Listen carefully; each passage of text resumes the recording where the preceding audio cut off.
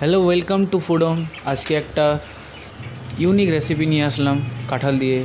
তো কাঁঠাল পেরে নিলাম গাছ থেকে, মা কুচি কুচি করে কেটে নিল, এরকম করে কুচি কুচি করে কেটে নেওয়া হবে। আর কাঁঠালটা একটু কম সাইজ, মানে ছোটো সাইজ হলে বেশি ভালো। তো এরকম করে কাটা হলো কুচি কুচি করে একবারে। আজকে ওয়েদার একটু ভালো আছে বাইরে, তো এটাই বলবো যে কাঁঠাল রান্না করার জন্য ছোটো দেখে একটু কাঁঠাল, মানে ছোটো দেখে বেস্ট হয়, রান্না করার জন্য ভালো হয়।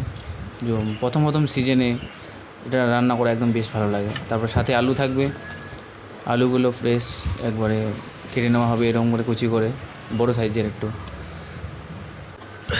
শেষে যেগুলো বেঁচে গেছে সেগুলো ফেলতে হবে। তো এটাই ধ্যান রাখবেন যে কাঁঠাল কাটার সময় অনেক আঠা টাঠা, মানে আঠা থাকে, আঠাটা একটু যদি না লেগে থাকে হাতের মধ্যে, তেল দিয়ে কাটবেন।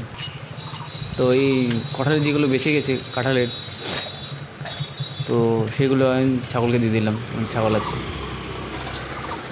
তো মা বলল সাথে সয়াবিন লাগবে, তো সয়াবিন আনতে গেলাম দোকানে। তো এই ধরনের একটা প্যাকেটে সয়াবিন নিয়ে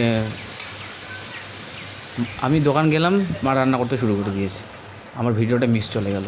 कोई नहीं, কড়াইয়ের মধ্যে তেল দিয়ে পেঁয়াজ রসুন কেটে সবগুলো একসাথে ঢেলে মশলাটা লাগতে দিতে হবে।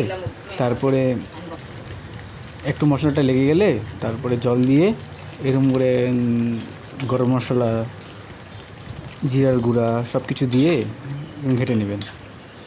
তো রেসিপি তৈরি হয়ে যাবে। খুব টেস্টি রেসিপি, মানে সয়াবিনও আছে কাঁঠাল দিয়ে। তো এইরকম করে একটা কাঁঠাল দিয়ে তরকারি বানাতে পারেন, কাঁচা কাঁঠাল দিয়ে। একদম খুব সুন্দর একটা রেসিপি, বানাতে পারেন, ট্রাই করতে পারেন। Thank you.